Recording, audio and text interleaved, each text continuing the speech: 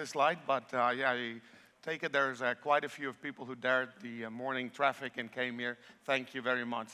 We're very excited to be here for another day of engagement and interaction, especially looking at what's ahead for us. I think what happened yesterday, what I've seen yesterday, the panels that were here, the caliber of people that we have been bringing here is amazing. And I really hope that you're going to take a lot of things back as you interact with everybody. So anyway, I would now be very happy to announce our first speaker this morning. Her name is Nina Siedler. She is the board member of INATBA. She's a partner at the DWF. But besides that, she has a great legacy in community building. She has been involved in the European think tank that is now, obviously, with this conference, grown into a global think tank. I would very much like to welcome Ms. Nina Siedler to the stage. Good morning. There you go.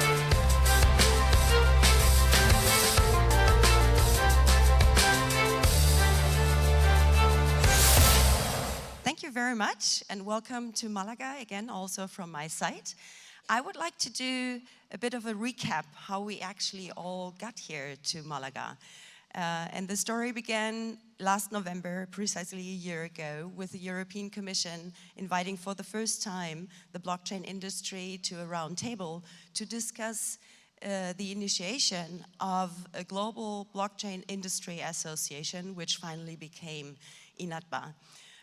It took us a couple of months until the official launch in April to get this set up and to bring everybody on board across the industries and sectors, and also the whole range from the representatives of public permissionless systems to the users of private permission DLT technology. And this is, I believe, what really makes the strength of this association, that it is not narrowed down to a specific sector or to a specific belief in the blockchain space, but we are really trying to involve everybody. And the second important point about INATBA is that the European Commission built in by default, so to speak, a communication channel into the public sector and the governmental side by writing into our articles of association that we need to have a governmental advisory board. And we built it over the past month and will continue to build it.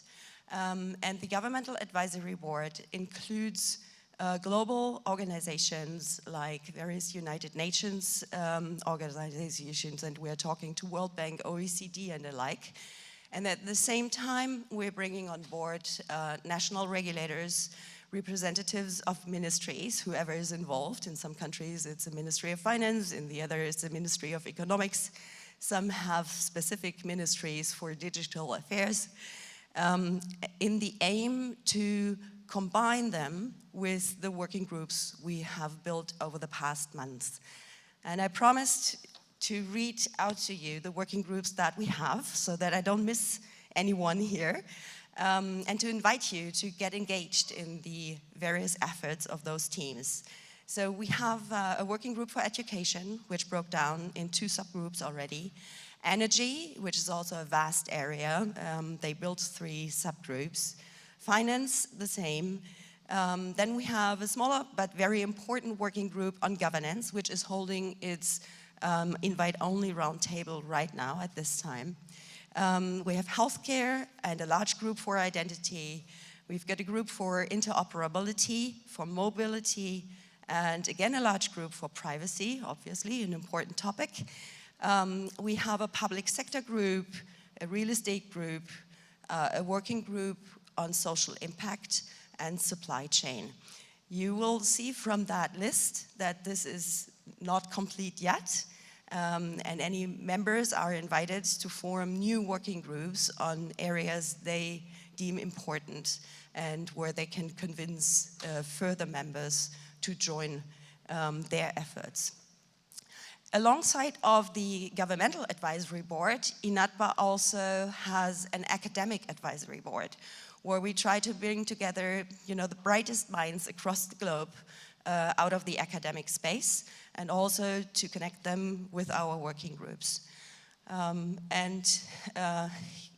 Then the last thing that we just announced is the forming of a standardization committee, which will try to bring together the various standardization bodies working on standards in this field to move against the splintering of the standard setting across the globe and to bring them all to one table. So this is my invitation to you to come by. If you're not a member of INATBA yet, please visit us at our booth in the exhibition hall.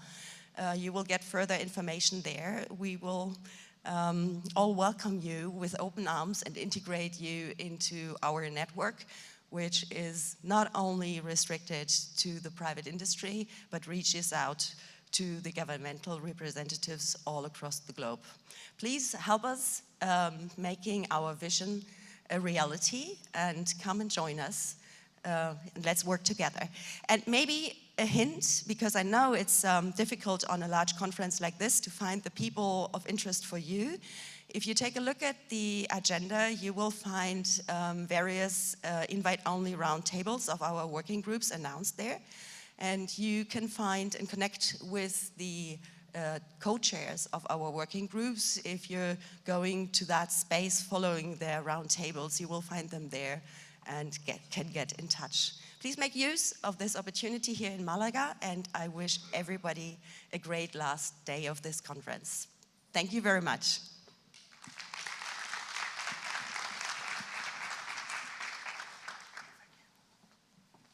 Thank you so much, Nina.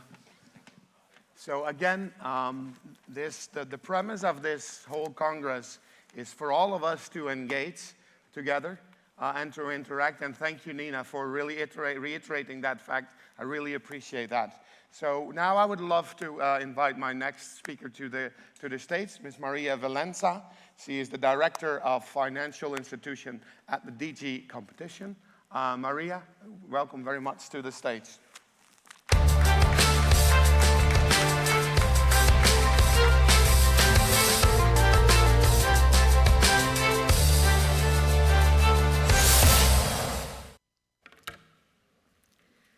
Good morning, ladies and gentlemen.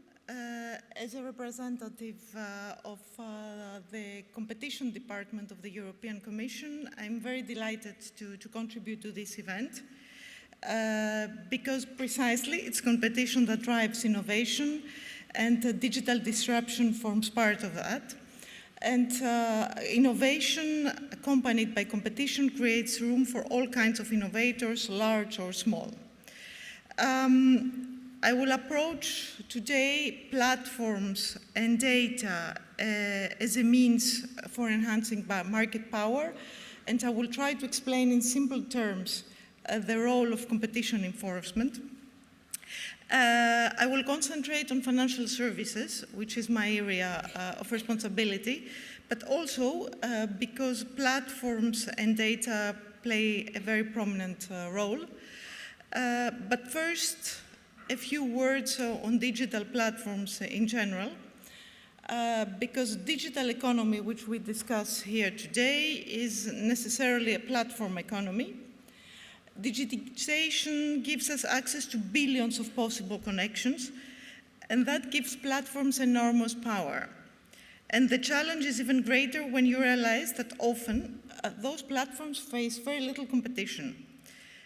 In digital markets, it is often the case that being big can give a company such a huge head start that it can be hard for smaller rivals to compete. And once a platform reaches a critical mass, the market can quickly tip in favor of that business, leaving no room for anybody else. Now, coming to financial services. New technologies, as you're well aware, create opportunities for established operators, such as banks, but also new operators to develop solutions which provide better access to finance and improve financial inclusion for digitally connected citizens. but it is businesses in particular that have a great opportunity to benefit from the digital disruption. For example, let's take the banking sector.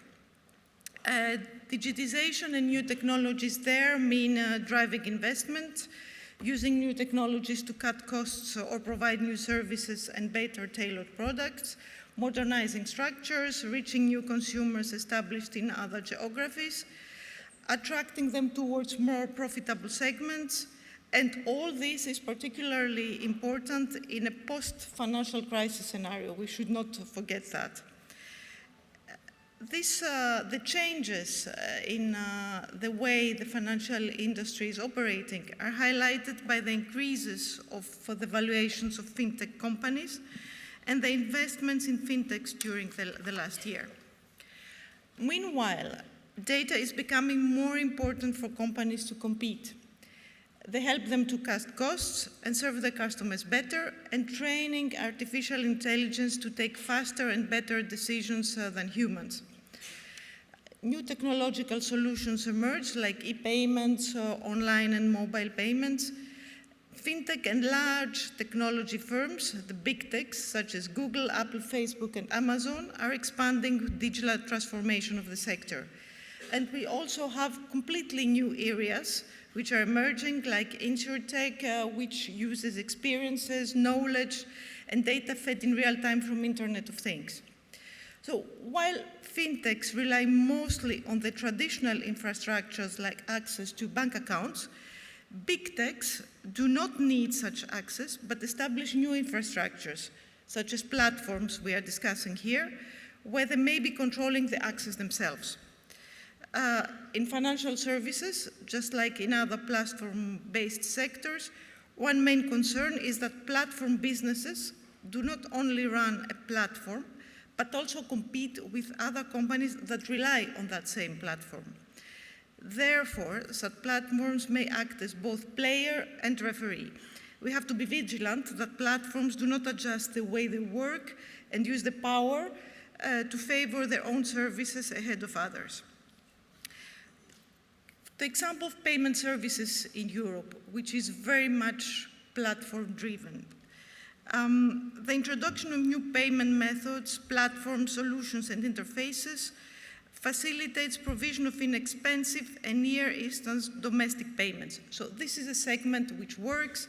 We have the example of the SEPA instant credit transfer scheme, which dramatically accelerates SEPA credit transfer and integrates clearing and settlement. However, challenges in current payment services remain. As regards new payment solution, still progress is to be made on intra and cross-currency payments in Europe.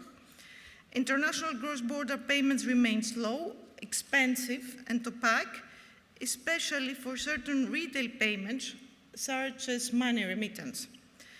Moreover, there are 1.7 billion people globally who are unbanked. So, as we were discussing yesterday, digital payments may be a solution. I say may, but this is an area, a sector, which is still in the making with an infinite number of variants. So yesterday, you followed the discussion on cryptocurrencies. We have thousands of cryptocurrencies, not only Bitcoin and Ethereum. Stable coins such as Facebook's Libra, which is a permissioned blockchain network, are just one of many initiatives that seek to address the existing challenges. You have private money emerging, you have digital local currencies. Yesterday also the Bank of Japan gave a very interesting presentation on central bank digital currencies and so on and so forth. So all these solutions could potentially contribute to the development of global payment arrangements that are faster, cheaper, and more inclusive. However, these benefits can only be realized if significant challenges and risks are addressed. I think yesterday you debated extensively challenges relating to monetary policy, financial stability, if not supervised, money laundering, terrorist financing, data privacy, consumer protection, tax compliance, and there on the top comes competition. Here I would like to insist that all these risks need to be tackled in a holistic manner by balancing the pros and cons, and competition risks are only one of many.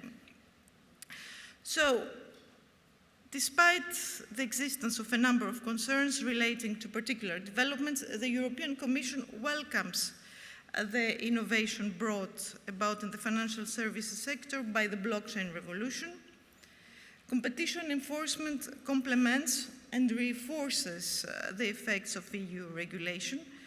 For example, many of you may be familiar with the Payment Services Directive, which establishes a regulatory framework which aims to open up the EU payment market to companies offering consumer or business-oriented payment services based on access to specific information about payment accounts.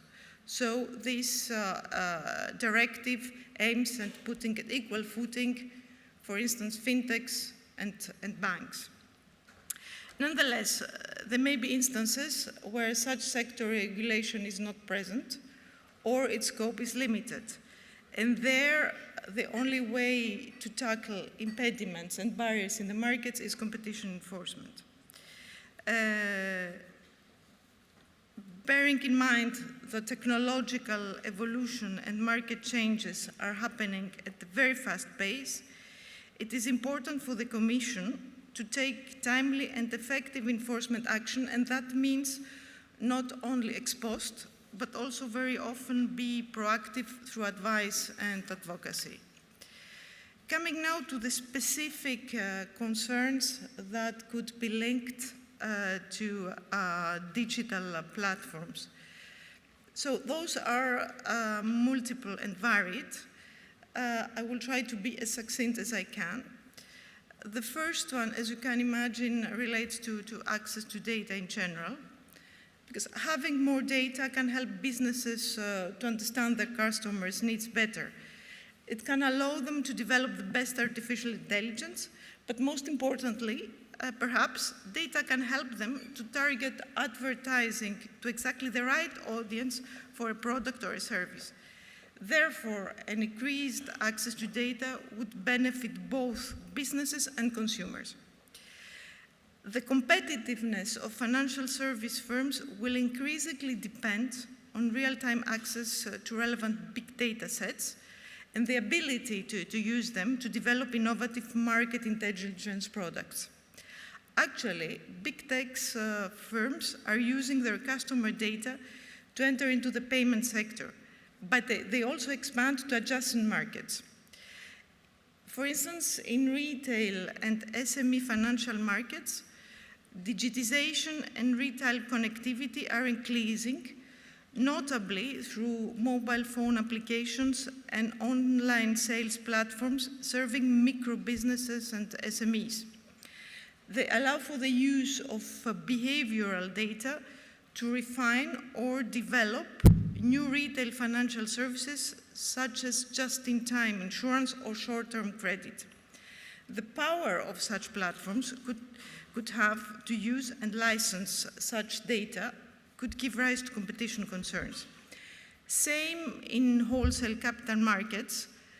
Alternative data, that is real-time data on firm performers or consumer-related behavioral data, is increasingly being used by hedge funds and asset managers. It is important to note that not all limitations of data access constitute restrictions of competition. Data needs to be collected, formatted, and made available at fair, reasonable, and non-discriminatory terms. Should access to data be subject to specific licensing conditions, such conditions should favor and not restrict competition. In this sense, licensing conditions should be set at reasonable prices, not bundle unrelated data categories, and be provided in a timely manner. Now, in the retail banking market, One of the data-related issues which has come to the fore is the perceived asymmetry in supervisory and data portability regulation applicable to big techs as compared to banks. It is held that big tech's entry into retail finance may be facilitated by the asymmetric data access conditions that are regulated in the market. Banks are obliged to provide access, in particular under the Payment Services Directive I mentioned before. This access condition would not apply to fintechs and big techs. They are not obliged to give their data. So there is a lot of discussion what would be a fair symmetric remedy. However, there I would suggest caution because full symmetry would not be a proportionate remedy. The Payment Services Directive only obliges banks to provide certain data on bank accounts and not all types of data. Coming to data interoperability and portability. The emergence of ecosystems and the complementarity of services with one another and with devices is an important element of competition. Devices belonging to different ecosystems are nowadays simply required to be able to be used together. The production and delivery of financial services requires different operators in the value chain to cooperate and interact. With interoperability, new entrants can be encouraged to also build complementary services. Instead of a straightforward refusal to provide data access, company can achieve similar outcomes by creating obstacles to effective data interoperability with third-party data, for example, by imposing unfavorable conditions or requesting disproportionate compensation. This cannot be tolerated unless there is an acceptable justification. Also, it has to be borne in mind that there are provisions in European law, which is the General Data Protection Regulation, where the right to data portability is included. Another important set of concerns in terms of competition is linked to network effects arising from platforms. Network effects help scale businesses by increasing customer base rapidly, market share, and the overall value proposition of a product or service. For consumers, network effects can also have a positive effect, given that the value of a product or a service has increased value for the consumer the more people use it. In this regard, a consumer decision whether to buy a product or use a service will be based on the number of other users already using the product. Nowadays, when a user buys a phone, their decision could be based on the number and type of applications that are available on the platform.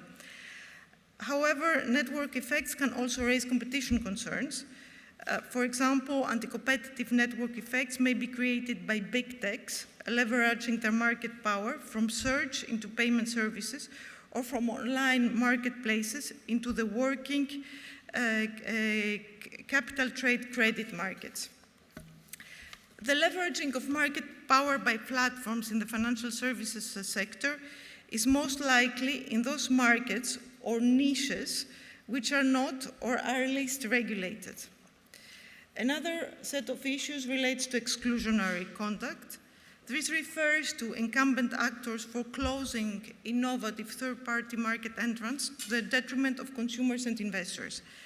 Such conduct can be, for example, the result of cooperation between banks or insurance to exclude new entrants challenging their business models.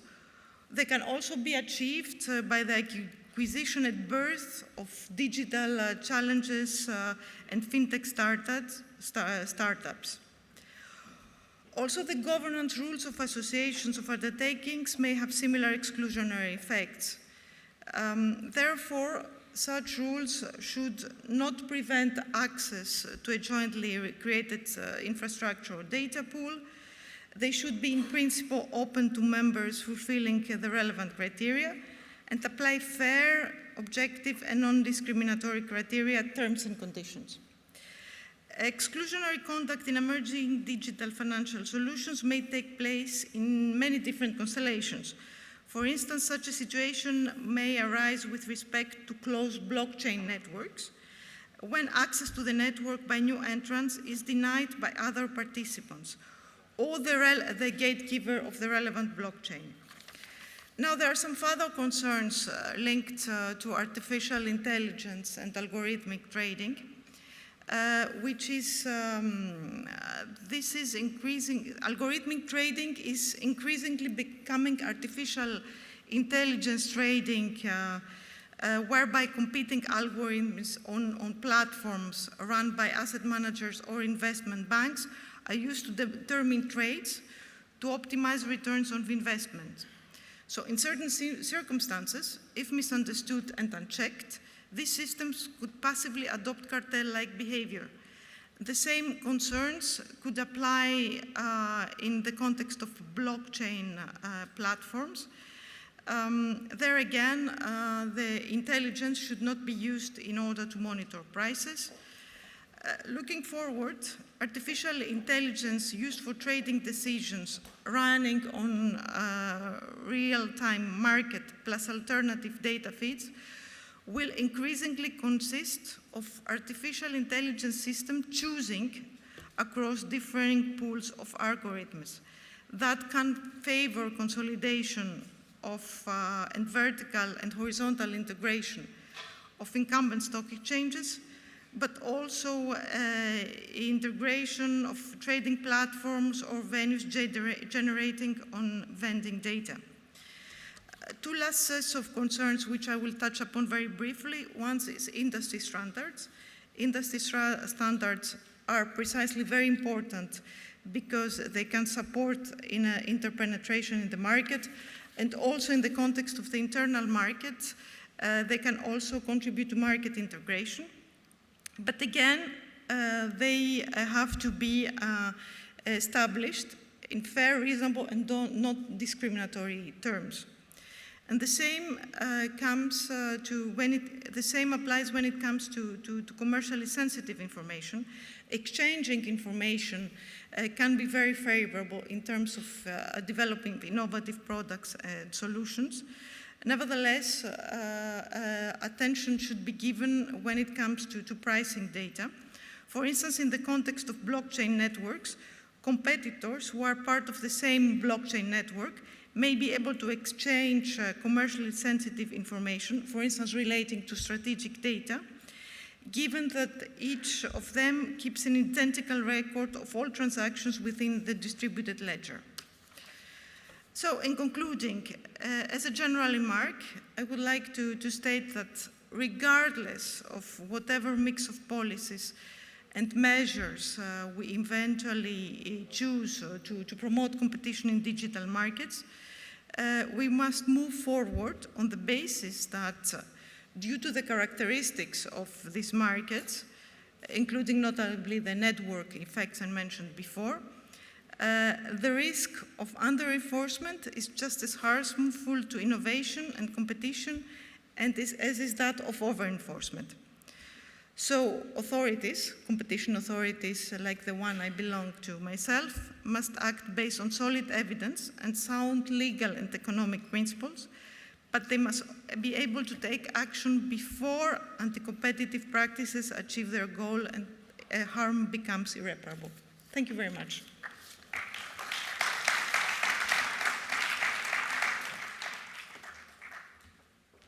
Thank you very much, Maria. It's interesting to see that even within the competition and how we try to do that, that the recurring theme seems to be interoperability. I see a lot on GDPR coming back, and obviously we're grateful to have bodies like this that will basically make sure that there's some regulation around this. My pleasure now is to introduce to you our next panel by Mr. Chris Berg, all the way from Melbourne, Australia. Like we said earlier, this is a true global organization. He will moderate the panel. I would like to see the slide of Slido come up, because we really want to encourage you to also ask questions. We have Slido. You can go to slido.com and fill in the word convergence.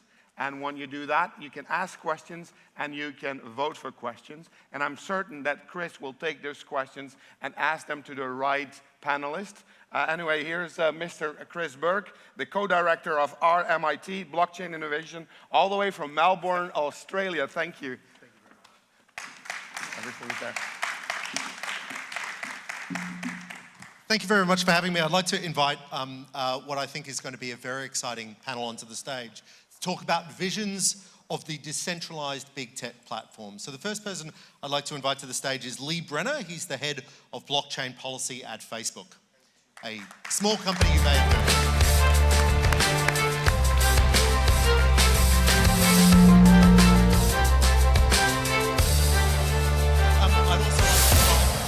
I'd like to invite Ling Wu. He's the CEO of TBCA Soft.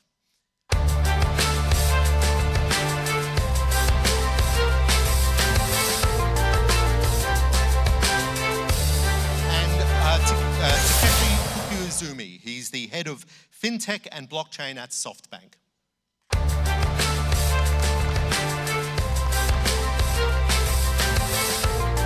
Please, gentlemen, have a seat. This is a very exciting panel for me. I was reading last week, in fact, a paper by David Chaum, the legendary cryptographer David Chaum, and he spelt out a vision for two futures of the decentralized or the computerized global economy, writing this paper in 1985. And in one vision he saw was a global economy that was highly centralized, that large firms had large quantities of data and were using it to build hierarchies. On the other side, though, he also saw an alternative vision was a decentralized economy where people had much more control over their own personal data and their IP. And I think the conversation that we're having right now in the blockchain space, particularly on this panel, is that tension. Is that tension between the crypto-anarchist vision of the world that many of us got excited by when we first heard of Bitcoin or cryptocurrencies or blockchain, and the reality that we actually need and should be encouraging large firms to be involved in this space, to be experimenting in this space, and to be deploying their resources, their intellectual capital, their financial capital to build out that decentralized economy. So this is a really exciting panel. Now, I thought the first way that we might start this panel, however, is actually just very briefly get each panelist to explain their projects. Now, we should have slides, hopefully coming up. Yes, fantastic. We do have slides. System works, gentlemen. Takeshi, I might get you to very quickly just explain your project and how you think about this. So let me introduce myself briefly. So I'm from SoftBank Corporation. So SoftBank Corporation is just a telecommunication carrier in Japan. And the parent company is SoftBank Group. That is investment company. So I'm from SoftBank Corporation, telecommunication carrier. So I'm not related to WeWork investment. So forget about it. And as a telecommunication carrier, we are now focusing on big data, AI, fintech. And because of carriers are regulated, highly regulated in Japanese regulation, so we cannot cross border without partnering other carriers. So we started, SoftBank joined as initial members of Carrier Blockchain Study Group 2 years before. So first target is to create totally decentralized blockchain platform partnering with many carriers. So it's Alipay is just example. It's a totally centralized architecture, but in CBSG, we are implementing a totally decentralized architecture. And our first target is retail payment, cross-border payment, and remittance. So creating a network connecting to PayPay, that's a QR-based offline payment company, which is called PayPay. So SoftBank is planning to implement this next year, commercialize. That is a brief introduction. Thank you. So Ling, I'll get you to explain your project. Thank you, Chris. Thank you, everyone.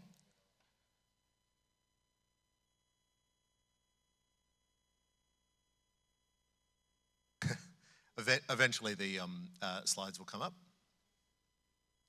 Next. It's recycling. Okay. All right.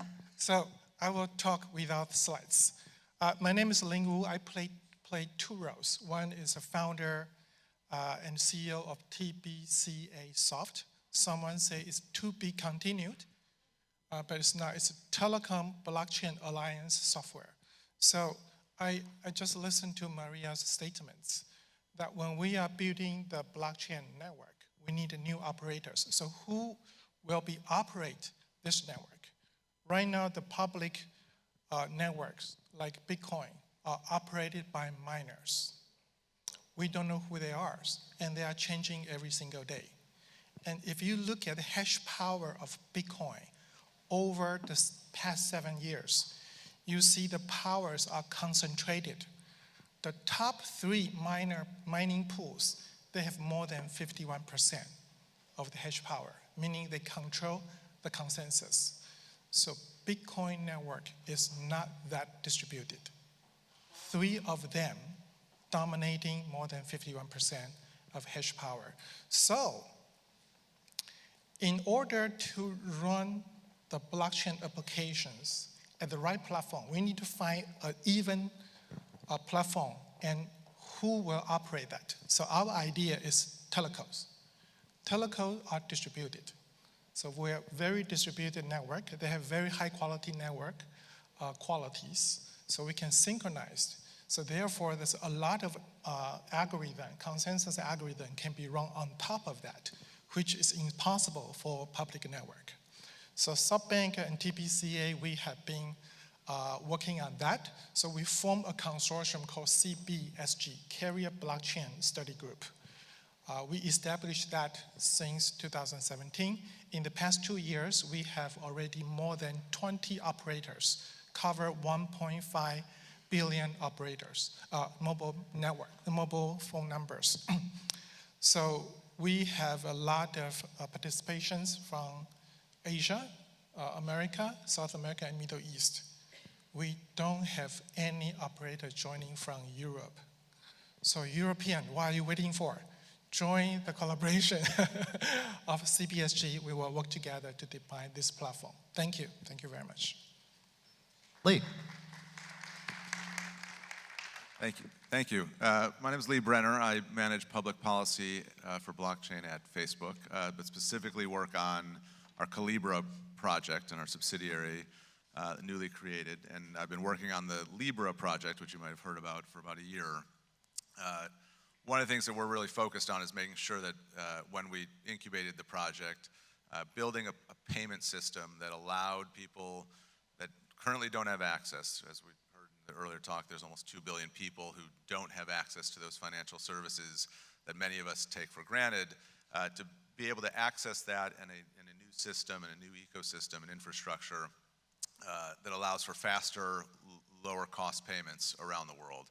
And really building something that has scalability, is very secure, but also is very safe for people, and really allows people to do cross-border payments and transact in a way that they haven't really been able to do before. So obviously with our scale and size, we think there's potential for it to be large, and you may have heard some reaction to our project because of that. But the reality is, from the Calibra side, we're building a wallet to be part of this ecosystem that ideally will have many competitors. We've built something in the Libra Association, and you heard yesterday about the association now has 21 members. Ideally, by the time this actually launches, there'll be around 100 running the blockchain, both companies, nonprofits. But the goal is that on top of that, there'll be many, it's an open platform so that anybody can build on top of it, and their interoperability is a key factor of this, so that when those payments happen, if you are using Calibra or if you're using another wallet service or another service that is built on top of the Libra network, all of which will be interoperable. So right now, those systems are very siloed, whether that's regional systems or even with, as an example, within the United States, there are systems within banks, or if you're using a wallet service, you can't necessarily send money to each other on that system. We think that there's a way that it can be built where there's interoperability that lowers costs and is done in a responsible way that addresses regulatory concerns around the world. Thank you. So I might open with a question for Takeshi, and but everybody should have a go at this as well. What do you think the attraction is of blockchain for large firms? So for the corporate sector, given the decentralized nature of blockchain technology. Another way maybe of asking this question is, are large firms acting against their own self-interest here? Are they laying the foundation for a decentralized world that doesn't include large firms? Okay, from SoftBank point of view, I started research on blockchain about 4 years ago, and my understanding about blockchain is very good at to do cross-border something. So I targeted to cross-border payment and remittance, and I look for many technologies, and one of that is a TBC Soft. I started working with that company about 2 years ago. So that is a history of SoftBank, and my interest is how to, there's two issues. One is as a distributed ledger. So trust is created by blockchain technology. DLT is trustworthy. And the other one is token design. So the trust of value, digital value, is totally different from trust of DLT. So another interest is token design. So that is an ongoing process inside SoftBank. That is. Okay, so the question was how big tech react to distributed technologies. So many people ask me the questions, hey, is blockchain good for everything? The answer is no. Blockchain is just a database, and it's a very inefficient database. You need to keep a lot of copies distributed everywhere. So, so only the data that you need a consensus for is good for blockchain. Okay, so I heard a project talking about using blockchain to store your family photos. I don't know, do you need consensus about your family photos, right? So payment is the right thing because you have a discrepancy of the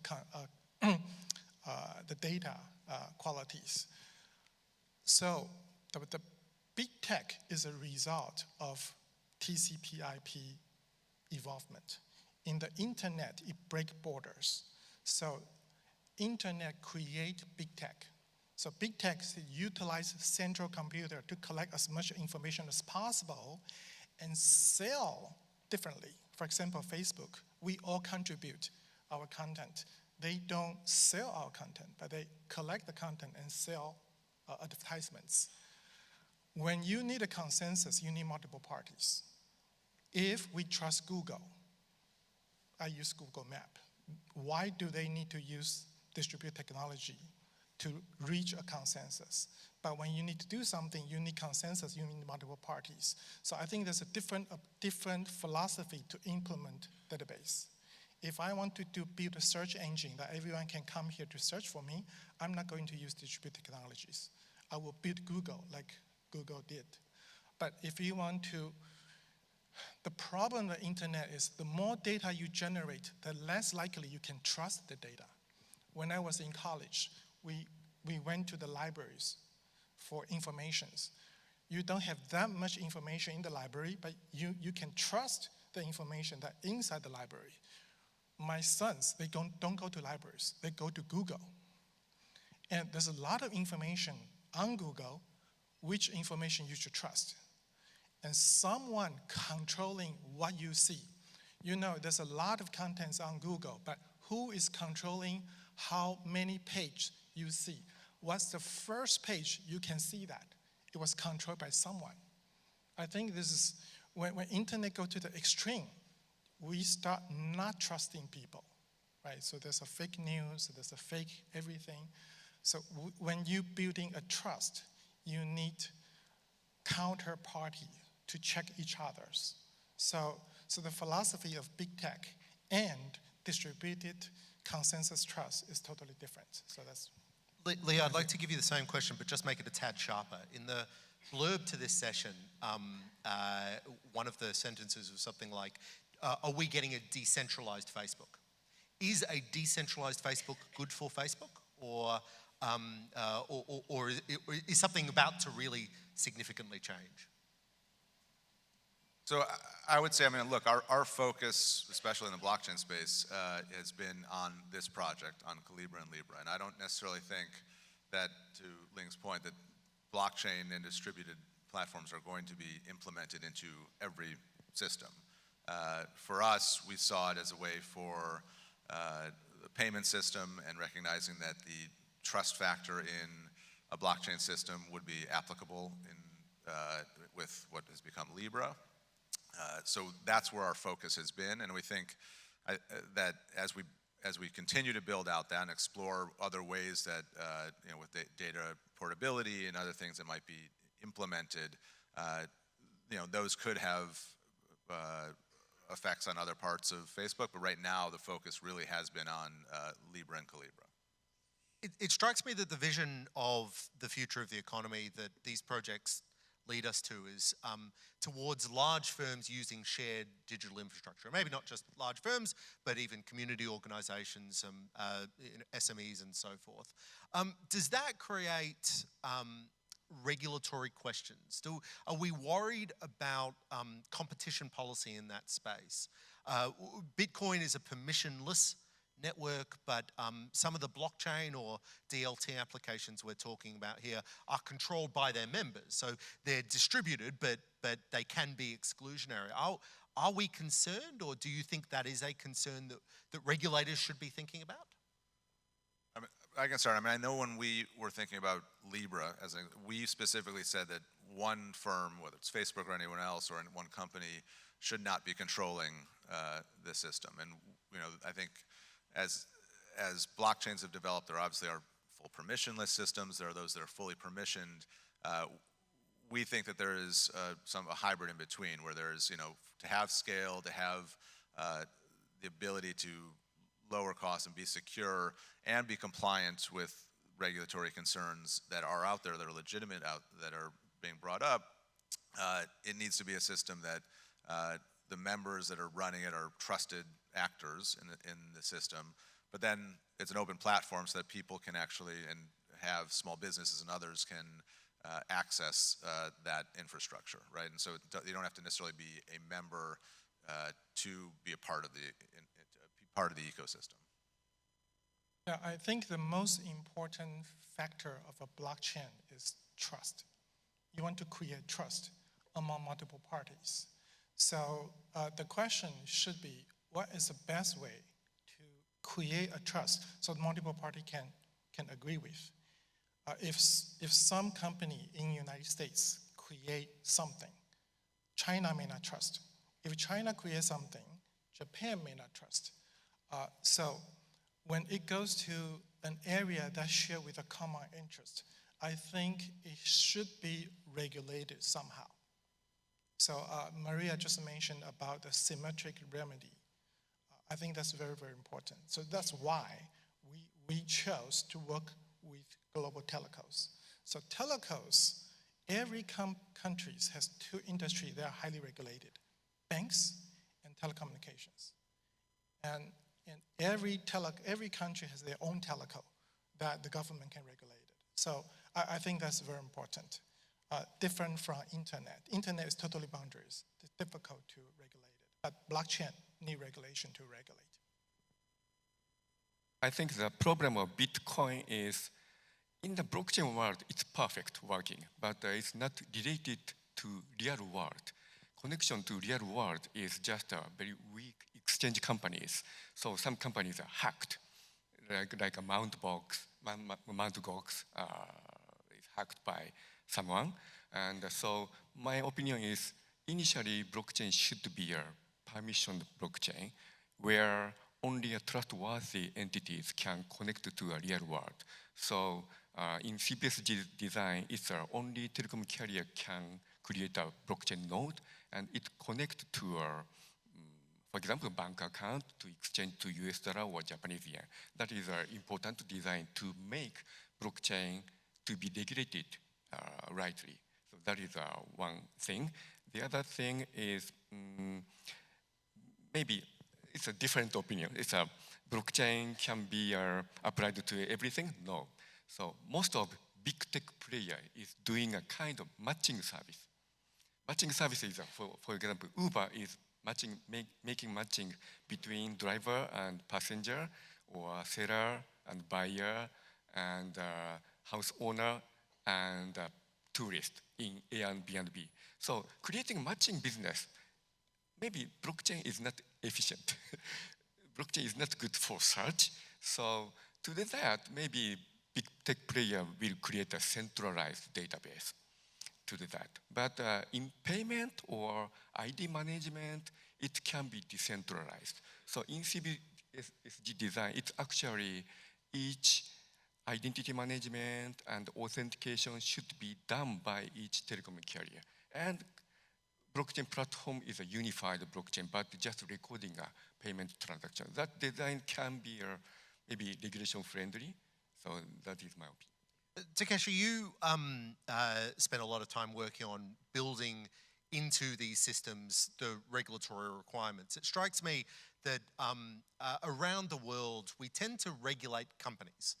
When we're imposing requirements on the economy, we look at firms and we say, okay, well, this is a requirement that a firm has to abide by, whether it's KYC or anti-money laundering.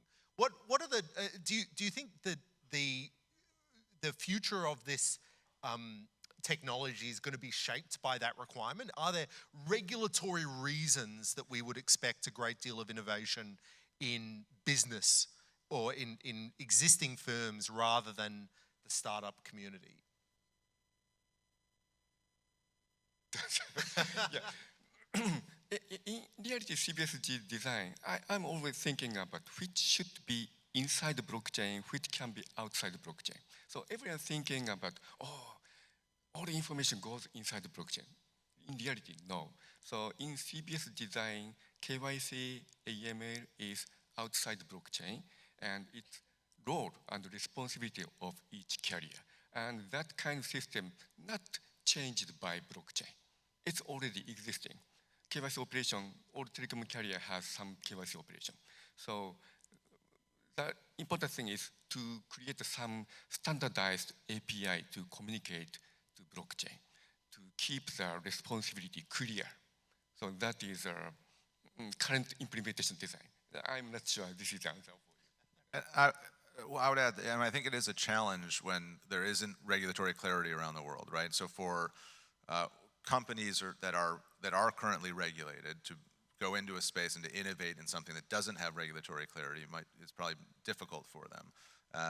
But I think the more that there can be regulatory clarity around the world, it doesn't have to be uniform, country by country, but there are legitimate concerns from anti-money laundering and counterterrorism questions, any sort of illicit finance, which the current regulations were written a long time ago and don't necessarily apply to this new technology, but there are also then, challenges between privacy concerns versus law enforcement concerns, right? So figuring out how to balance those is really important, and making sure that you're working with regulators. And I think it's interesting that now we're in this new innovative space where regulators and companies are trying to work together to figure this out, opposed to doing it somewhat after the fact, which is often, as you were kind of talking about, happens, where they're going to regulate a company for doing something, where they're trying to, I think regulators are very much trying to be in the forefront as much as possible as this innovation is happening.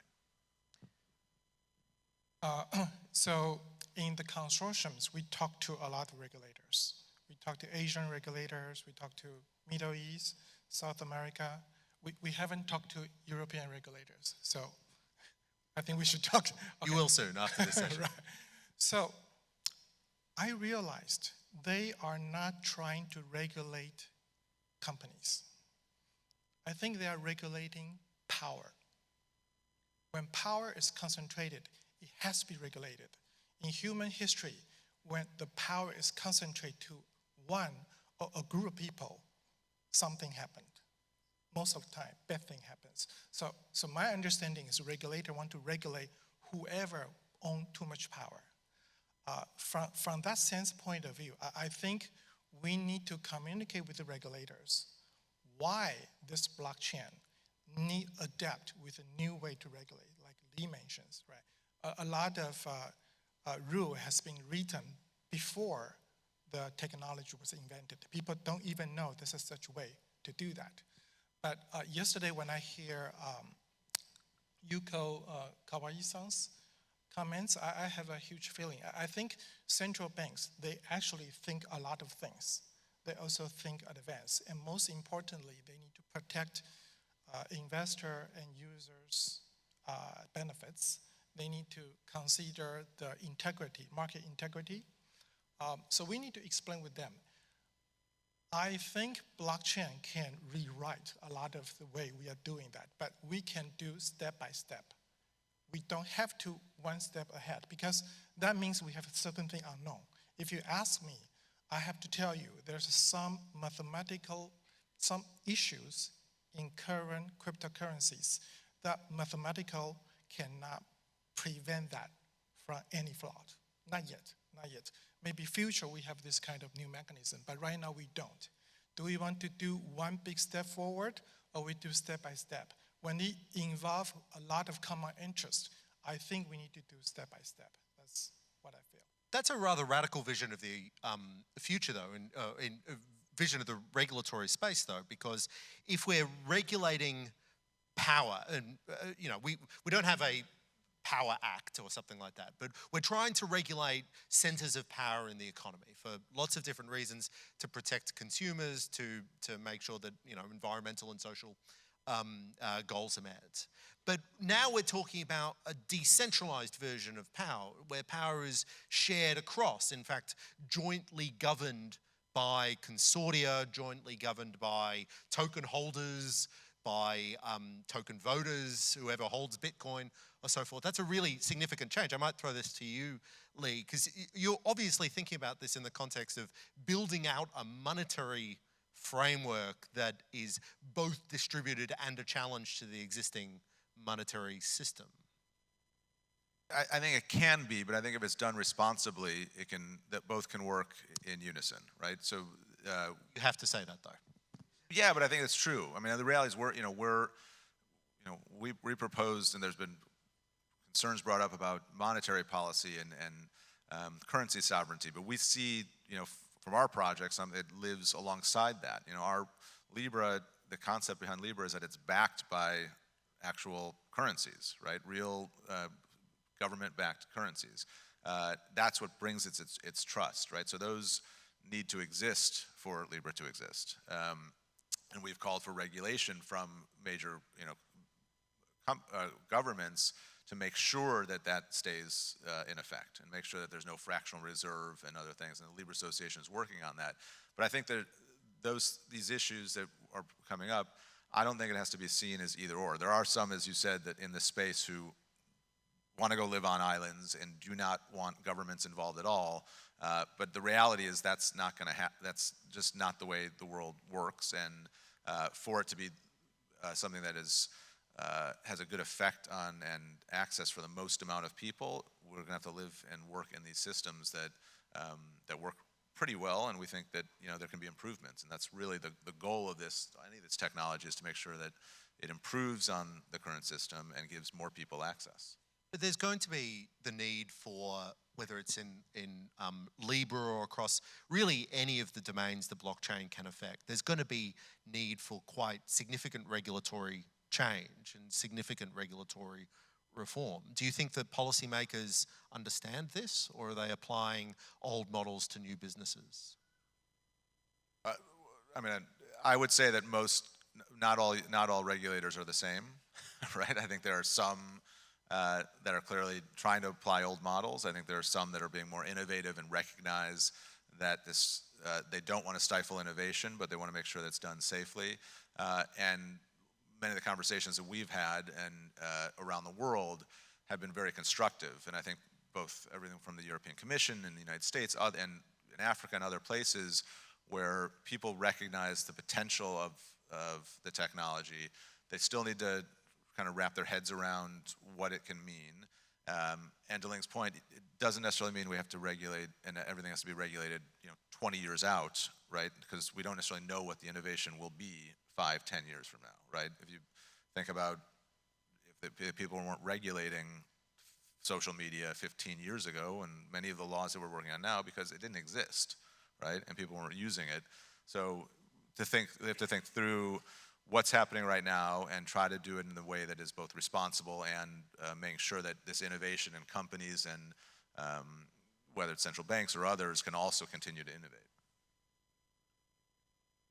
Yeah, so I think the distributed technology is not distributing the power. It's distributing the way we make a consensus. Who define the truth? Before blockchains, you need to trust someone. I put my money in Bank of America. I just need to trust Bank of America unconditionally. If my personal record is not the same as a Bank of America record, I surrender, right? Because we choose to trust them. So blockchain provide a new way to define what is the truth. The truth is defined by consensus of distributed parties. It doesn't mean that we are distributing the power. It's distributing the way to make the consensus.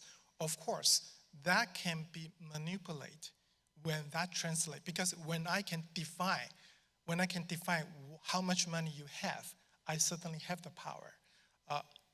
We need to explain to the regulators how this is going to change the way you have been regulated in the past 200 years, right? So I think we have the responsibility to explain that. Regulators, they have a concern because they want to protect common public's interest. And we have the responsibility to explain and also give them suggestions. The first step, maybe you want to do this. You don't need to take 10 steps in one time. It's too much, like French cuisine. You don't eat at the same time, but you have appetizer, you got wine, and then eventually you get dessert. I think blockchain is a French cuisine. I don't need you to eat in 5 minutes, right? You can take 2 hours to do that with step by step. With that, it's a very good cuisine, but don't eat at the same time. We define the plan and explain how that works. I think we can work very well together. Slightly different opinion, but at least P2P value transfer can make more diversity to wallet service providers. So personally, I don't want to register my credit card number to Amazon or Alipay. So it's giving my wallet to Amazon or Alipay. And if I made a payment, it goes through from Amazon to payment gateway to credit card companies and go to issuer side system, and from issuer side to actually payment payer bank account. It's a very inefficient, long process. So I don't want to give my credit card number. So if P2P value transfer is available, smaller e-commerce site can survive, getting easy to get money from payer side. That is one possibility. So I want to emphasize that in a couple of minutes we'll be able to take questions. If you use the Slido app, you can give your own questions or vote on other questions. One thing I will ask the whole panel individually, though, before we get to those questions, is all of you have spent a lot of time talking to regulators and working with regulators, not just in the jurisdictions that you're based, but around the world. If we want policymakers and regulators to facilitate this technology, not just stand out of the way, but help it achieve the goals that it can achieve, what is best practices as you see it? And Lee, I might start with you. What's a good regulator look like? I think the most important thing is understanding the technology and its implications, right? And not necessarily every nuance. People often ask, how blockchain works, and I say to them, well, you don't really know how email works. So you explain to them for half an hour what a hash function is, right. And they don't necessarily need to know all of that detail necessarily. but knowing the implications and how it's going to affect people is really important. And I think educating people on what the truth is beyond the headlines is really important, so that people can and regulators can make smart decisions as to how any regulation that is proposed will affect that innovation either now and a few years out. So we want to make sure that the regulation is focused on what is happening now, but also is looking forward to saying that make sure that the innovation can continue to happen, because in the end, the more that innovation happens from private firms, I think regulators and citizens, which is what they should be looking after, will benefit. So Chris, I think there's no good or bad regulators. I think important thing is this is an unusual opinion. I think we need to understand we are coming from different points. Yesterday I was so inspired by Kawai-san's point. She mentioned 4 things, and she thinks cryptocurrency solved one problem, but there's other 3 that she has concern. I think this is very important. When any new technology is invented, it improves something, but there's certain thing unknown. I think it's important we need to communicate and also learn from regulators. Regulators has their own job. Their job is to keep things secure. Entrepreneurs' job is different. We want to break the status quo. Regulators, they have a different responsibility. I think we need to understand each other well, so we understand their concerns, so we can adjust the pace of using the new technology to define the old way we have been doing. Especially, we are talking about the trust. The trust is the most difficult things that human can maintain. Okay, not even in the family, you want to establish full trust between you and your wife, kids. Is not that easy. Don't even mention we are talking about the trust at a global scale. So we need to communicate. So what I want to say is we want to understand, for example, EU commissions. What's your concern about that? I don't know. I know you have a huge concern about privacy. How can we use this technology? So we manipulate technology, not being manipulated by the technology. Yeah. Regulators should understand more deeply about how it will be implemented. So for example, Facebook, Libra. So I know Facebook is totally separated from Calibra and Libra Association. I believe it's a very good design. But if Facebook ID is, most of Facebook ID related to Calibra ID, it will make indirectly Facebook dominant power. So, but it's not coming from blockchain technology. It's coming from actual service design, how consumer is going to use Calibra wallet. So regulators should understand which is related to blockchain itself, or it should be outside blockchain. So that kind of thing, regulators should understand more deeply. Yeah, we have to explain. So I think we've got questions now, which I'm hoping that either comes up on the slide or, hey, check that out. How do you explain the exit of PayPal, MasterCard, eBay, etc. from the Libra Association? I'm getting, yeah, so Ling.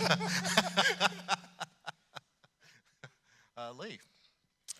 So I think, a few weeks ago, 21 members actually signed interim charter of the Libra Association, Facebook and Calibra being one of them. When we announced it in June, there were other members, but I think you'll have to honestly talk to the individual companies as to why exactly they decided not to sign on. But I think the reality is there was enormous amount of political pressure that was public to some of these companies, in the United States and other places. And I think the reality is it's a challenge, and because again there isn't regulatory clarity. I think it would probably make sense for a company that is highly regulated currently in the space, when they're being basically told by United States senators and others that their current business is going to be looked at stringently if they join this association. I think the reality is risk versus reward on a project that isn't guaranteed to happen immediately, and I think they need to think through how they're going to apply it. They probably made the decision from their perspective of their board. Let's wait until there's more regulatory clarity. The reality is they can still be involved in the system because it's an open ecosystem. Any of those companies can still absolutely build on top of the Libra blockchain and or be part of it at a later date. To follow that up, some of the letters that I saw from US politicians were quite threatening in a lot of ways. And, my view is that that was because of the threat they potentially saw to the monetary system. But do you think that that's a problem? There's enough discretion in a regulatory framework or political framework that they can actually try to hold back these sort of revolutionary changes? Personally, I think it's important that the innovation continues to happen. I think the idea of trying to stop something, and again, it's important to note that all we did was announce plans to do something way in advance of doing it in order to have conversations with regulators and policymakers way in advance. Not necessarily something that most tech companies often do. So by doing that, obviously we opened up the conversation and we think it's important to make sure that that conversation continues, but the idea of stopping something simply because of the idea of it is not a good thing. Ling, without asking you exactly why Visa left, a platform that you're not involved in. This is an interesting challenge, though, isn't it? That some of what we do in this space directly challenges regulatory assumptions, policy-making frameworks that have existed not just for decades, but even hundreds of years in the case of monetary systems. Do you see that as a big challenge for you when you're thinking about your project at a strategic level, that you might be challenging some of the policymakers' most core understandings of their own position in the world? Yes, we do. So in the consortium, one of the first use cases is also cross-border payment. So we built a system called Cross-Carrier Payment System, CCPS. We leverage carriers' KYC and the account to facilitate the payment. So of course we need to talk to regulators. They have certain concern, and we design a way that eliminates the concerns. For example, our blockchain don't create cryptocurrencies. We use blockchain to create ledgers. So we are a database company. We tell regulators we have a very reliable database that all the possible other databases you have, because the existing database needs someone to host it. This is a central clearing house. And we providing another database, not cryptocurrencies, to improve the data integrities and to eliminate the single point of value. At the end, we still go to the financial rail to do the real settlement. So when we explain to the regulators, they say, oh, of course, oh, that's good. You are just another database. But you are using blockchain working together with entity which I can regulate it on data to provide the services. Of course, it's not as efficient as Libra. I think Libra is a holy grail. If we can reach that, that's even much, much better. But that addresses the three concerns that Kawai-san mentions. In terms of efficiency, we improve that, but we also address that concern. So yeah, we spend a lot of time to learn, to adjust the model, how do we use that? So that's the way the consortium use. And you understand, telcos are very, very conservative. One of the most conservative industry. So to work with them, you need to make them comfortable. So that's the way we operate blockchain. Takeshi, very quickly, you're at the coalface. What do you tell regulators when they have these fundamental concerns?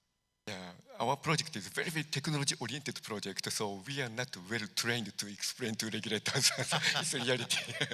But in reality, I don't see serious problem.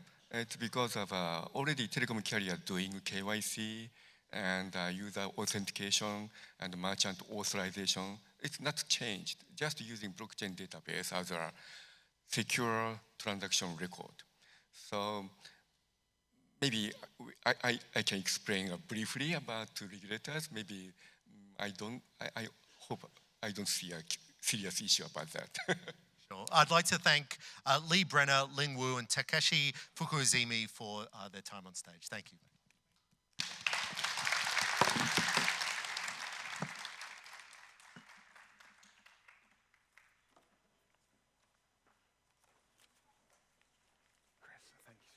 Thank you so much, Chris, and panelists. Thank you. Thank you. Thank you, sir.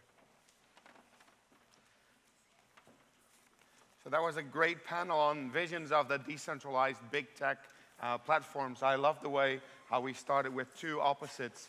Is it either going to be the bigger corporations, or is it going to be total anarchy? I think, again, what we're doing here is trying to build bridges between industries and regulators moving forward. So again, now I'd like to welcome to the stage Stefan Appel. He's the managing partner of Outlier Ventures, and he will talk to us about, with his panel, about the challenges of pushing permissionless innovation. So, Stephen.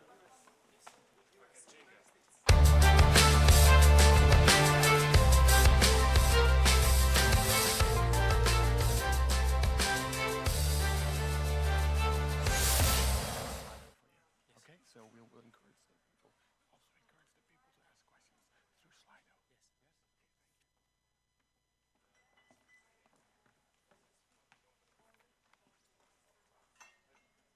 Can people hear me? Yeah. I'm Stefan Appel, managing partner of Outlier Ventures. We are a venture platform that supports teams and technologies for an open data economy.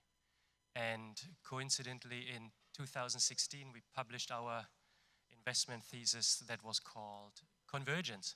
And it described how decentralized ledger technologies are going to scale other technologies such as artificial intelligence. So it's a great pleasure to be here today and to be able to moderate this panel with these great speakers about challenges to pushing permissionless innovation. And I would like to introduce my fellow panelists. Maybe we start with Julie Maupin from the IOTA Foundation.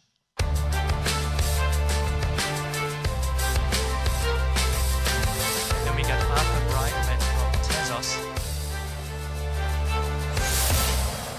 And Lon Wong from NEM originally, and now Proxima X.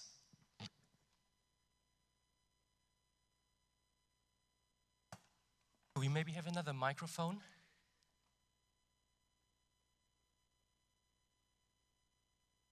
In the meantime, let's maybe we can share the microphone. So, challenges to permissionless innovation. It's a very broad topic, and we can touch on a lot of different topics, and we've just seen the panel before that touched on regulatory aspects already. But maybe we start a bit earlier, and we go back to when a project is founded. Typically, there's a team of a few people, maybe one founder only. And how do you go from growing a project from a small team to a permissionless protocol or ecosystem? And how do you in particular take a step from a very centralized governance to maybe a more decentralized or independent governance? And maybe we start with Julie, if that's fine. Sure. Thanks for having me here today. And I'm wearing my IOTA hat now, as opposed to the ANAPA one from yesterday. I was involved in helping to set up the IOTA Foundation a couple of years ago. And for those of you who don't know, IOTA was the first nonprofit foundation to be set up in the European Union. We have our headquarters in Berlin, that was founded with an endowment that was consisted of cryptocurrency donations. So it was an extremely complicated thing to work through together with the German regulatory authorities to help them understand what does it mean to have an endowment that's not in euros but in a cryptocurrency, in IOTA tokens.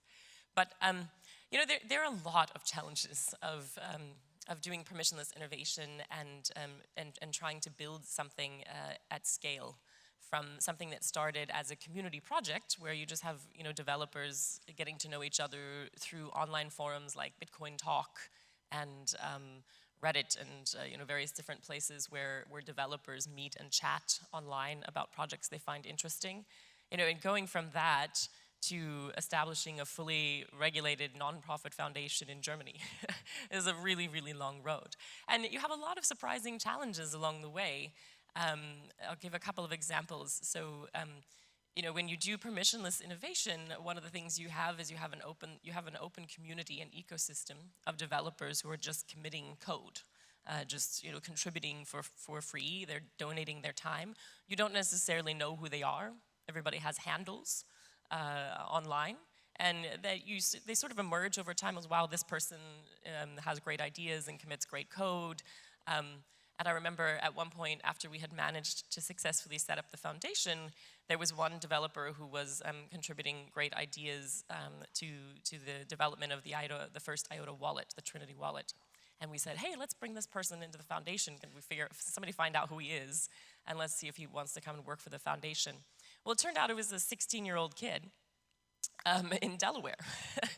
and he's a brilliant developer, but obviously you can't hire a 16-year-old to work for your foundation because he has to go to school. And he was just doing this for fun at night because he likes programming. So things like that happen all the time. And you really have to be agile. You have to be able to harness the talent around the world, even though you don't necessarily know where that next great contributor is going to come from. And putting in place the structures for that to make it possible to do that is not an easy task. Thanks. Maybe Arthur?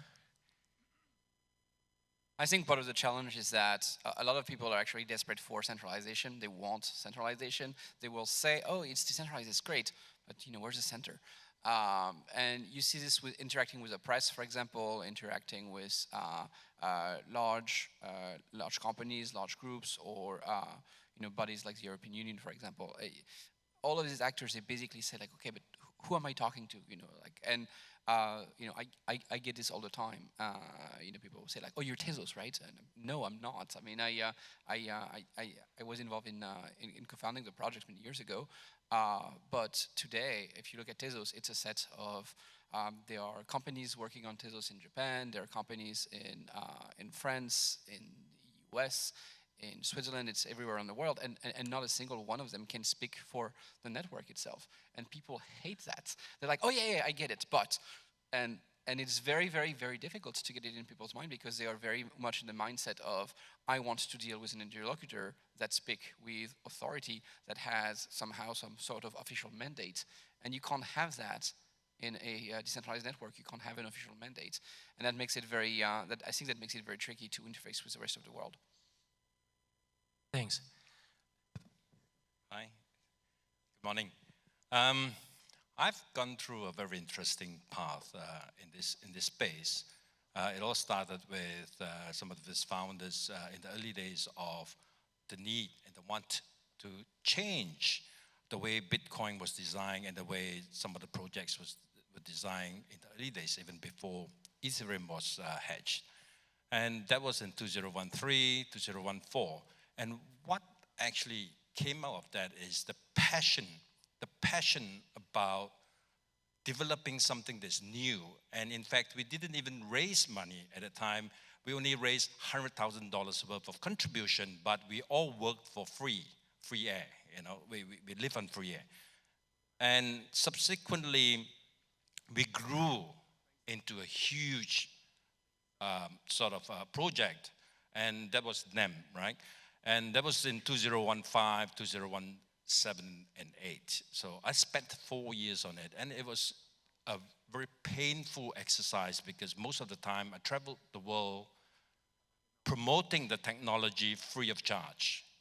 And that's how we all started. So it was more passion of the founders of the project rather than the monetary gains coming out of it. But the world has changed today.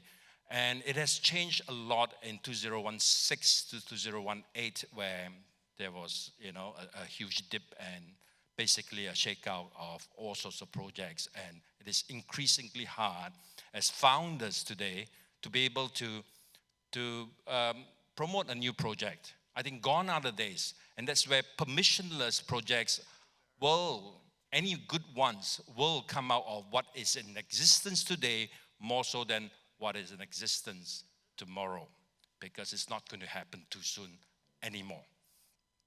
So to wrap around on your question is the founders of yesteryear, which is about 4 or 5 years ago, was more on passion.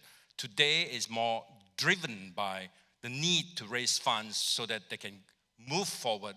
And lest we forget, a lot of things have happened in the last 2 years where many of these projects have come in and gone after raising a substantial amount of money. So this is where the problem is again with permissionless blockchain projects that we have today. Thank you very much. And you're actually touching on a very interesting topic, which is funding. You know, usually there's funding required to grow a project, and we have about 100 startups or project teams that come to us every single month and want to engage with us in some form or another. What are you observing about the change of the funding landscape these days? You know, there's always a discussion about utility, you know, at what point is there utility? And we touched on at what point do you go independent for governance? How does that impact the funding of projects at different stages? Yeah, this is a very interesting question.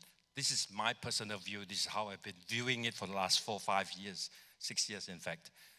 The challenge we have today is utility. Utility, then we had tokenomics, you know. It is an enhanced word or jargon to utility. Everything was about utility, but if you look at the entire landscape today, utility is almost zero. There's no utility. There are talks about utility, but there's no utility in a permissionless network. Permissionless network means, in my opinion, a public blockchain where you use the native token to drive the existence of the network. And for that to exist, even with the most established one, which is the Bitcoin blockchain, we still have problem. There's no real utility other than the store of value, which is now which has taken the pole position, right? And which is the de facto reserve currency of the crypto landscape. But other than that, we don't see utility. Even with Ethereum, it was just, you know, smart contracts, but there's no real utility that would drive to see it through to the next 15 years, 20 years from here. And projects are dying on that basis. So to move on and to raise funds for this sort of projects is increasingly very hard and almost impossible.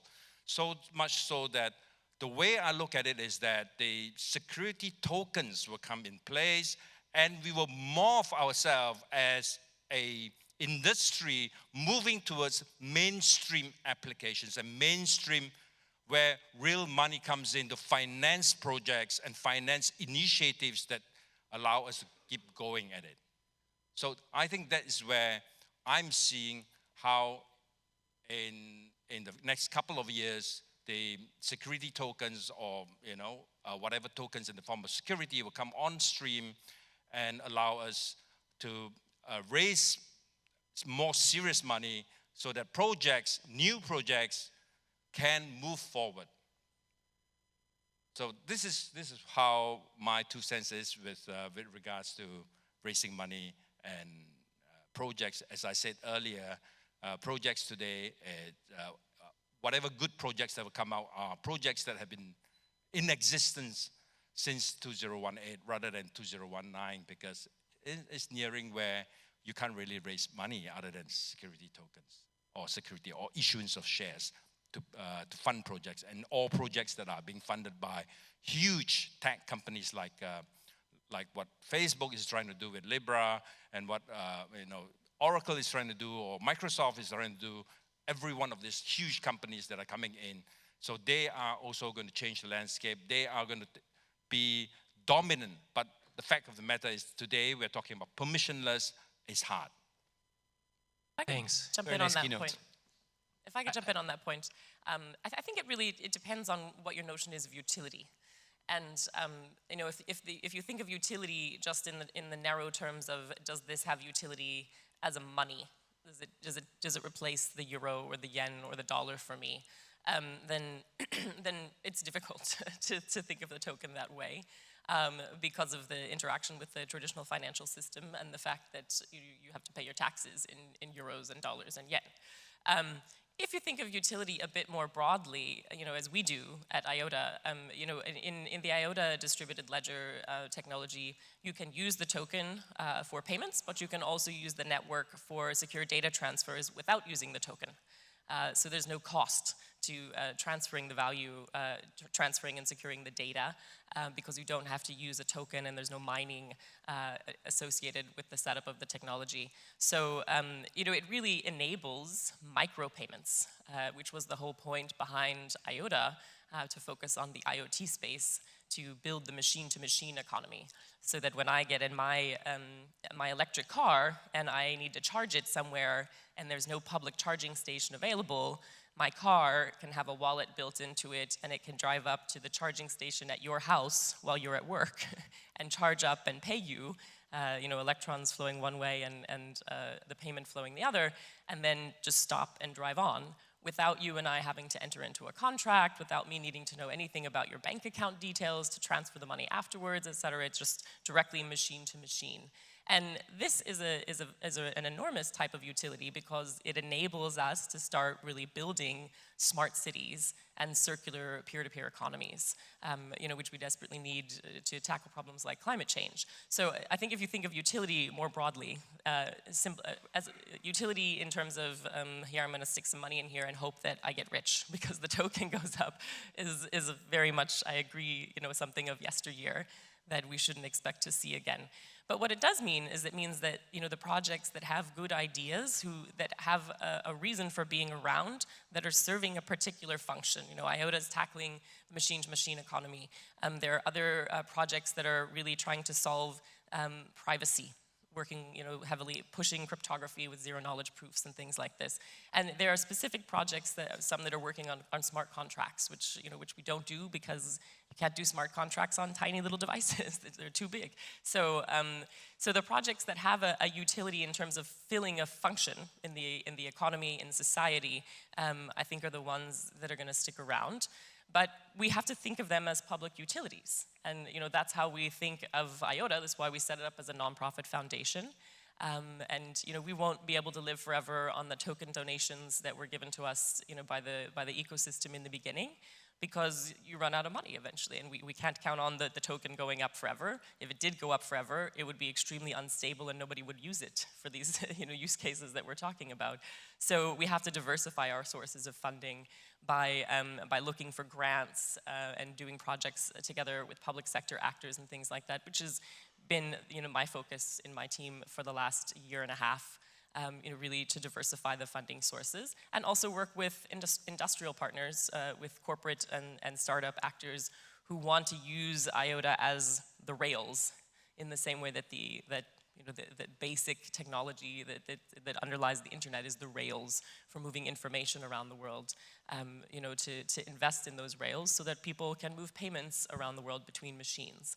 And it's kind of a public service. It's not something, you're not going to get rich on the rails. The money comes from the projects that you build on top of them. Julie, I think Arthur wanted to... Sorry. So in this sense, I'm a bit of a blockchain skeptic. I think the blockchain was invented for a very specific purpose, which was to run a decentralized network where you could have a ledger. And the thing that you can represent that's decentralized on this ledger is basically money and not a whole lot else. And there was this very unfortunate turn of events where I think fundamentally blockchains and cryptocurrencies are extremely subversive. But a lot of people don't want to go on stage and talk about subversive things like political activism, for example. And as a result, there was a framing of this which was done, and people went on stage and said, no, it's about technology, it's new technology, it's blockchain technology. And there were consultants in the audience, and the consultant believed them. And they were like, that's great, blockchain technology. And then they went on to sell blockchain technology. But 99% of all the use cases you hear about blockchain technology, which are not strictly money or maybe some form of finance or some form of title transfer don't make any sense at all. The traceability of food doesn't make sense. Notarization doesn't really make sense. Most of these applications don't make any sense, and I see so many, especially large corporates or governments being interested in all of these blockchain projects because it has the word blockchain and it's like, oh, it's good, it's new technology, but it doesn't make sense. And I would enjoy everyone to just look at the technology, think at it from first principle. Almost none of these applications need a blockchain. If you look at it from a computer science perspective, the blockchain is a cost. It's like, you know what, you want to run this decentralized network and you want to be able to do all this thing, and like, oh man, you know what, I don't know how to do it without a blockchain. That sucks. I really don't want to have a blockchain because it's expensive in structure and it's slow and it's cumbersome, but I guess I can't do it without a blockchain. And I see a ton of projects where they don't need a blockchain, but they see it as a value add. They say like, we could do this and we could add a blockchain. And that doesn't make any sense. Now I hear you say like, oh, some projects have different use cases. Some are working on zero knowledge proof, some are working on smart contracts. Those are not use cases. Those are how you enable the use cases. Like you want smart contract because you want your money to be programmable. You want zero knowledge proof because you want your money to be private. But at the end of the day, whether you're doing micropayments, whether you're doing anonymous payments, whether you're doing programmable payments, everything's competing. It's not like everyone is going to find its own niche. I would say pretty much every public blockchain is competing with every public blockchain, and there's a very, very strong incentive, I think, that people have to say to pretend that they're differentiated. And there's some differentiation on a technological standpoint, but not on a use case standpoint. And a use case is first and foremost going to be internet money. And maybe that won't work. Maybe there won't be enough adoption. Maybe it will not become the money of the internet. We don't know, but let's not pretend that we can put a twist on these things and somehow make them about difference, make them about, I don't know, storing the license from that was a big thing in 2014. Everyone was like, yeah, we're going to put the warranty for your washing machine is going to go on a blockchain. No one talks about that anymore because it's passé. Now we're going to put plastic bags on a blockchain, all of these things. Please, it doesn't make sense. And I see governments spending millions of dollars or euros and hiring these consulting firms. They will hire Consensus and say, please, we want blockchain, tell us. And then Consensus will do this independent analysis and they will say, I know you should use this Ethereum. Or they will hire IBM, pay millions of dollars to IBM and say, oh, we have a problem. How can we deal with the Irish border? Oh, let's look at it. Yeah, you could probably use Hyperledger blockchain. That doesn't make sense, please. Look at this with open eyes. Thanks.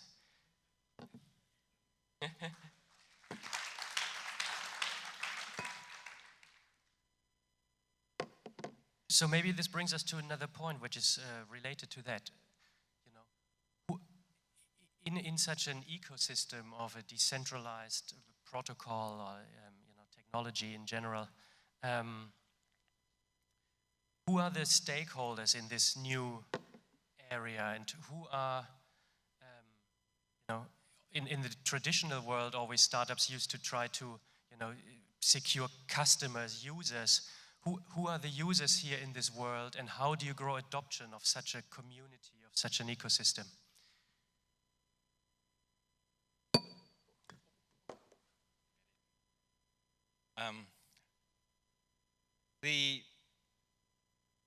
There are a few stakeholders. One big stakeholder is the speculators, right? And they do nothing but speculate on the value of the crypto coin. Then there is the other stakeholder, which are the users of the platform. And again, as I was saying, the utility is few and far in between. Now the question arises.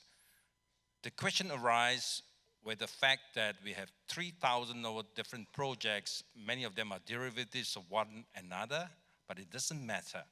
The fact of the whole thing is that if we want to store, we want to use it as micropayment, we have 3,000 different projects to make use of. And there's so few of us in the entire world that even understand what crypto is all about. So it's no utility. That's what I'm trying to say. I'm trying to stamp the fact that after having spent 4 years on a project that had so much future and has so much future, we still have problems trying to address the issue of what we have been hearing today and yesterday. And it's very, very regulator-centric, very payment-centric, and this is one issue. Why can't I just pay Bitcoin, use Bitcoin to pay for my petrol with an Internet of Things that is adapted to the Ethereum blockchain, for example? Of course, then there will be debates about differentiators between one project and another, but that is not the point. That is purely academic, right? The bottom line is, who are the stakeholders? And I can see from here, the real stakeholders are those guys who are pushing the value of the coin and manipulating the value of the coin more so than the number of users that are out there, the stakeholders. Because, as one gentleman pointed out yesterday, one of the panel speakers pointed out yesterday, there is an acute shortage of education of this whole thing. Because this whole thing revolves around a very nebulous theory of mathematics, as well as the complexity of trying to grasp and even understand what blockchain technology is all about. But it's a very simple thing. Some people have put it very simply. Some people have put it in a very complicated manner. But the bottom line is there is an acute lack of knowledge in the entire industry, as well as beyond what we are here today, the man and the lady on the street. And this is where the problem is. There's no stakeholders, and this is where Arthur was saying that you have people coming in here giving wrongful information to the end users, the potential end users, and not getting it right in the first place. So if you ask me who are the stakeholders, I can tell you, in my experience, that stakeholders today are more likely to be from the government, and I have since shifted my focus away from having to meet regulatory requirements, but to look at things like storage of what we call encrypted information, where practically it is impossible to crack. Of course, theoretically, mathematically, you can crack anything, right? But the thing is, these are the stakeholders, the governments that do not need to make transactions or money, not governed by monetary policies and frameworks, things like storage of information, and in fact, that is a prime mover, streaming of information, privacy of information. And when it comes to permissionless, I see that one of the biggest utility is the ability for us to go into the social media networks, the Facebooks of the world, the Twitters of the world, because increasingly we have an issue with privacy. And increasingly all these big traditional companies are actually looking at making money out of your information. And there is a need, and the need to actually make sure that all our information is privy to ourselves and not subject to the abuse or exploitation by a centralized entity of sorts. And these are probably the stakeholders that we will see. And in fact, this is what Proxima X is actually working towards. We have moved away from having to work on the financial side of things, although the platform we have, I like to call myself as a medicine man, right? Medicine man is a holistic, we have developed a platform. It's a holistic solution where you can actually make use of it as for financial fiat-driven e-wallet, which is not really found in the blockchain world today, fiat-driven, not a crypto wallet. Because fiat-driven is very much governed by regulatory requirements like money laundering, stop your payment, you lose your key, you cannot lose your wallet and lose all your money. There's no such things in the fiat world, right? So these are all the constraints that come with blockchain-driven fiat e-wallet. And then on the other extreme end of the scale, then we have things like medical health records, streaming of live data, whether it's video data or whether it's just message data, anything, streaming of data, binaries, right? And so on. So it's a spectrum. And the reason why we move towards this is because we need to address a spectrum of stakeholders as well.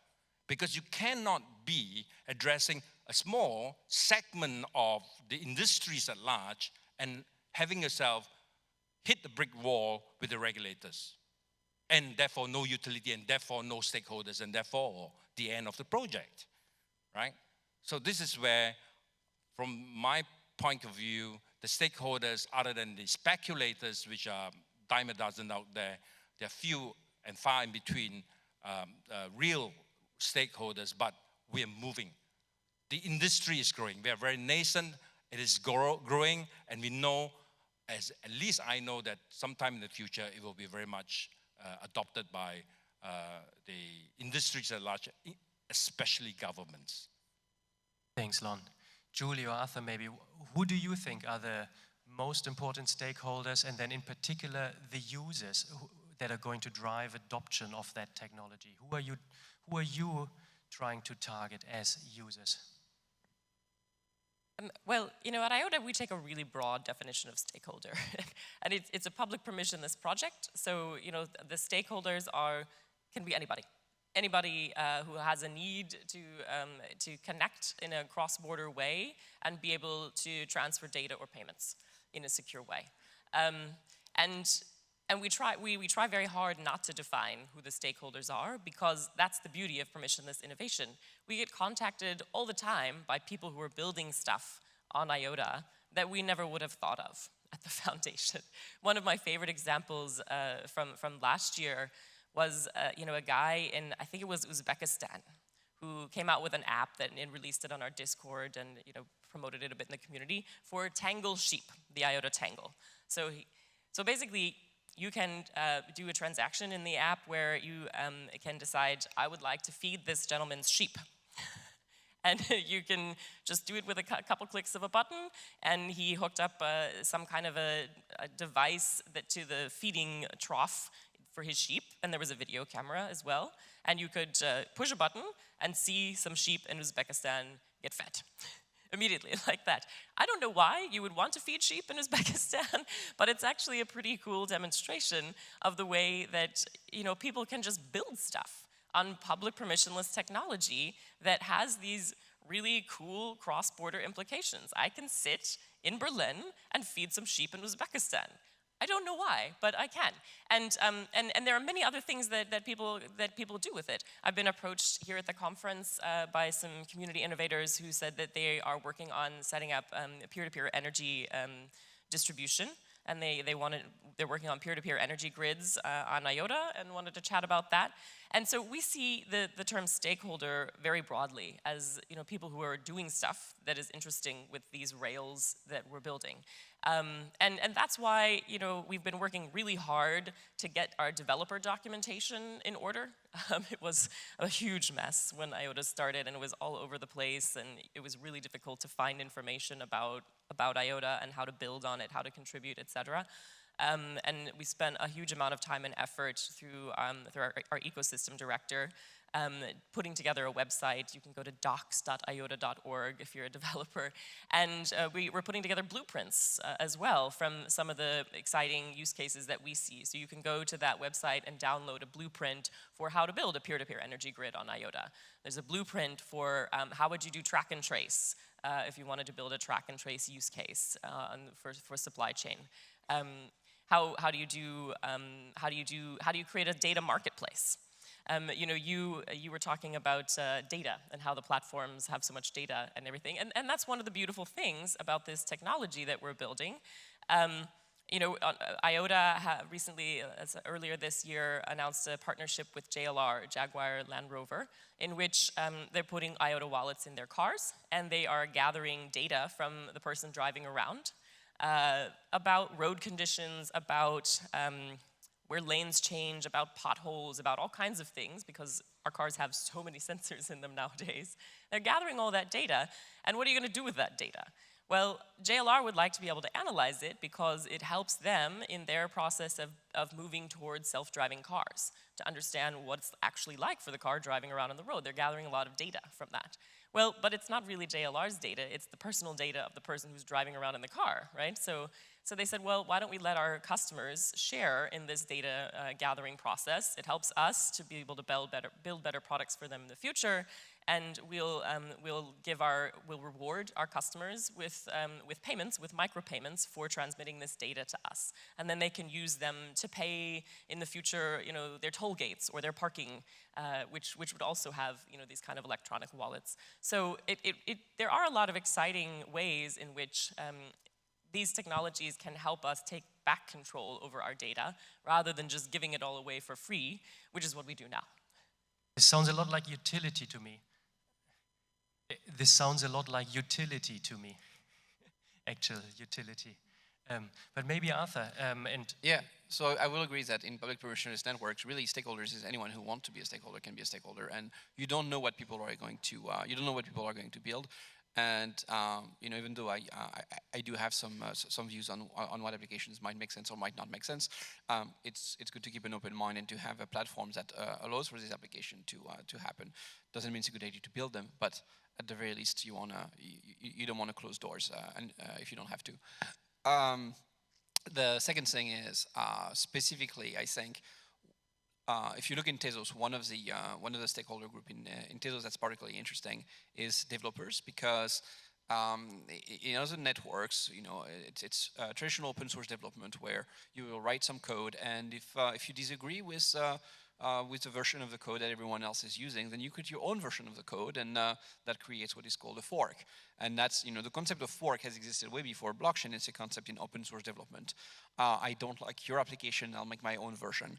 And that works very well if all you're building is an application. If I have some drawing application on my computer, you use your version, I use my version, no problem. It doesn't work at all for networks, because in a network, I want to be connected to you, you want to be connected to me, and if we have to be connected, we have to use the same version of the software.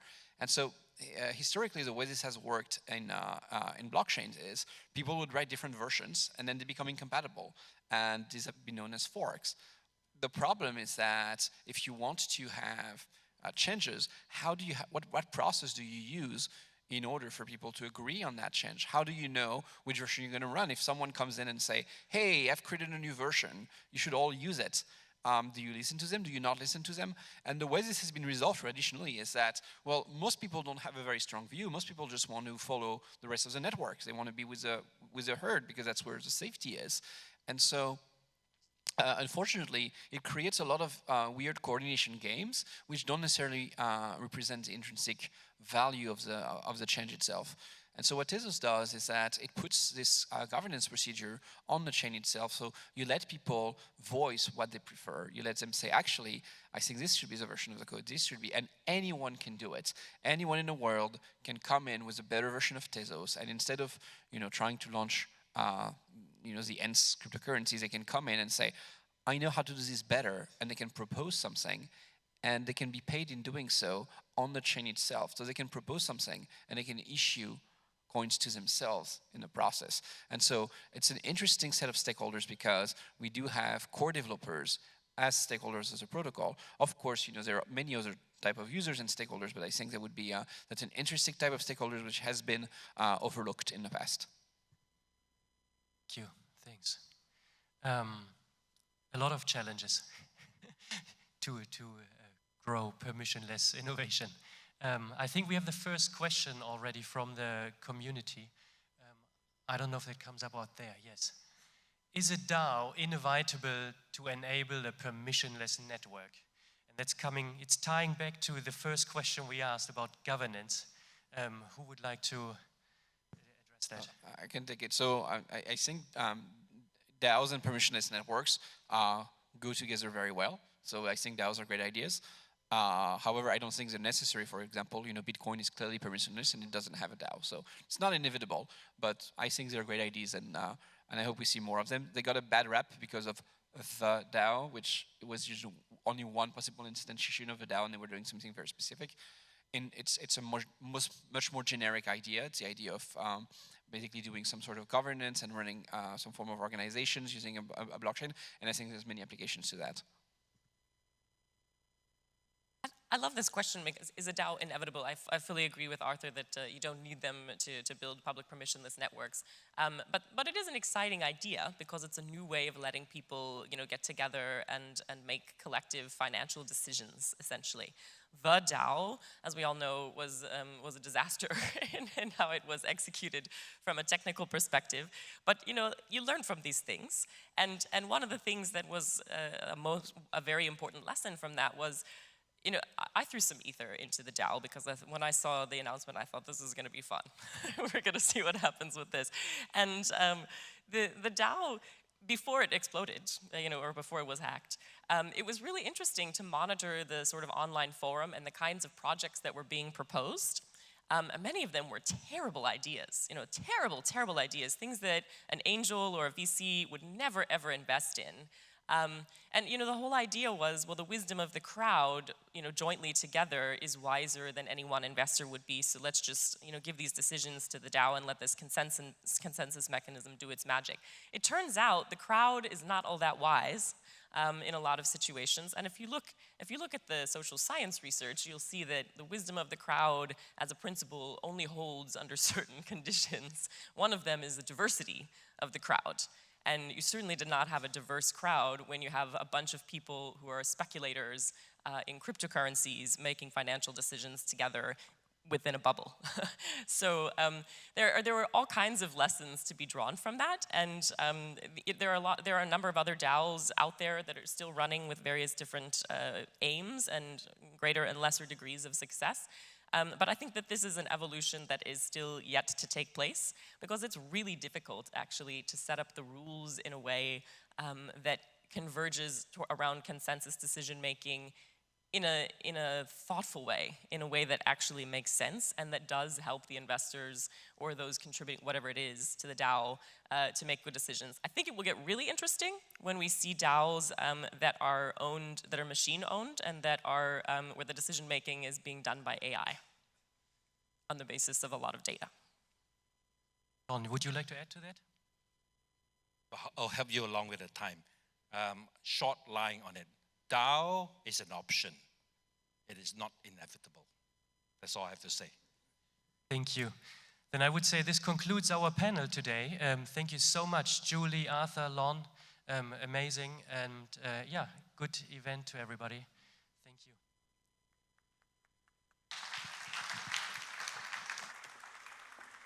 Well, thank you very much, Stefan. Thank you about all of you guys enlightening us on the challenges.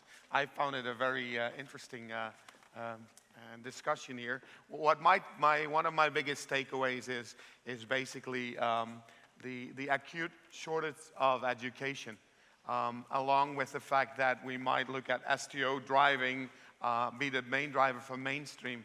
So again, we now have a coffee break. These might be some of the questions that you can ponder.